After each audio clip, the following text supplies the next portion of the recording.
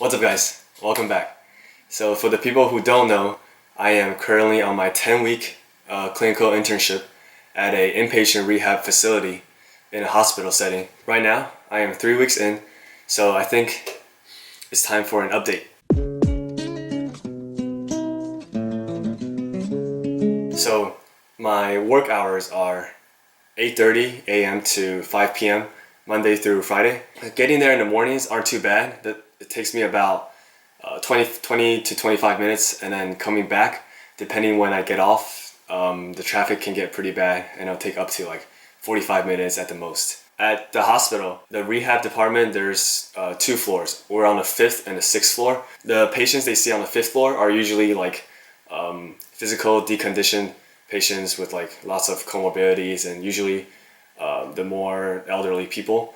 And then on the 6th floor is where most of the neuro patients are. The TBIs, the spinal cord injuries, Parkinson's, Guillain-Barré, multiple sclerosis, all those kinds of patients are mostly on the 6th floor. Another classmate of mine is also with me on this internship, but she's with a different CI, and they're mostly on the 5th floor, and I'm on the 6th floor. The neuro patients are really cool to see because it's everything we learn from class, like in real life, and just all the different interventions and all those little things we learn about the pathology and everything just really comes to life. So that's really cool. We get a student ID badge. We're not supposed to show where we work, but it doesn't really say on the badge. Oh, so there's a funny story with my ID badge. One day when I was transferring a patient, she was like max assist, so I really had to, she was like basically leaning on my shoulder, or on the shoulder, because I have my ID badge here. She was leaning on my shoulder, and when I transfer her, after I transfer her, she didn't really talk at first, but then after I transfer her, she was like something about, she was pointing to my ID, saying that it kind of scratched her upper eyelid. It didn't leave a scratch or anything, but she was just telling me that, and I felt pretty bad. I was like, oh, I'm so sorry. Actually, yeah, thinking about it, that wasn't funny, but it was just kind of interesting. For most inpatient rehab facilities, I believe they all use the FIM, Functional Independence Measure, for everything. For like documentation, for interventions, for goals, for discharge, to see where they're at. They use the FIM to assess the patient's level of independence with certain activities. Like for PTs, we focus on transfers from bed to sitting to wheelchair, and gait, walking, how far they can walk and how much level of assistance they need, and then stairs, how many flights of stairs they can take, and wheelchair, if they can propel the wheelchair themselves, how independent they are. We use the FIM for everything. So the first week I was basically just trying to familiarize myself with all the different levels, because it's rated from 0 to 7. 0 for the activity did not happen, 1 is total assist, and up to 7 is complete independence. So usually the goals for our patients, it depends, but usually it's up in the 5 or 6 supervision to modify independent. For interventions, we use them because most of them have trouble with, like, say, transfers. Transferring from their bed to the wheelchair takes a lot. They have to learn bed mobility, rolling from left to right, and then they have to sit up from supine to sit, and then go from pivot transfers to the wheelchair. Stand pivot, squat pivot, or if they're like total assists, we help them. We do like a pop over transfer. Yeah, so if they have trouble with whatever FIM, we just work on it during treatment. And most patients' treatments are 90 minutes. So throughout the whole day from like 8:30 to 5, me and my CI, we see about 4 to 5 patients.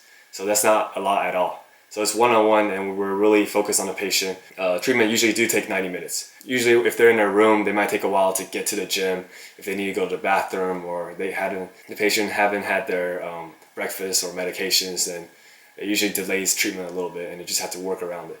And each patient is assigned a PT, an OT, and a speech therapist if they need speech. So there's a lot of communication with other disciplines, with the OTs especially. We all work on the same floor. So yeah, we communicate with the OTs a lot to see if there's anything that needs to be changed, how long they should stay in the hospital, and just stuff like that. So we're all on the same page. And then there's also team conferences where the physicians, the nurses, and everyone come together to discuss the progress of the patient, and once again to see if where they're at. So to see if everyone agrees with when they should be discharged and what equipment they need to go home with if they need it. For like evals, initial evals, they're pretty short. For the history portion, usually for like ortho outpatient, we ask like a lot of questions to really get to the root of the problem.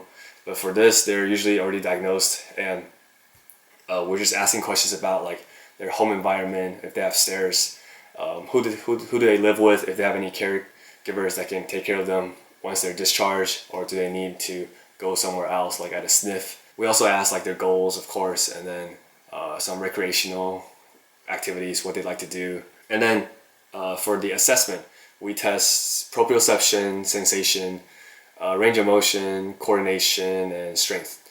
And for like the strength testing, we don't do the usual MMT in like the different position. We just do them all in supine. The ratings are kind of subjective, but we just do our best to give them the ratings for the strength. And then for range of motion, we don't really pull out like a goni to measure it exactly. We kind of just eyeball it, because the patient's main problems are usually like transfers and gait. They want to be able to walk. So that's what we're working on, just being more functional, independent. So that's basically where I'm at right now. Hopefully I haven't blabbed too long, and hopefully you're still watching. In a couple of weeks, I'll probably make another update video. So hope you guys enjoyed this one, and thanks for watching.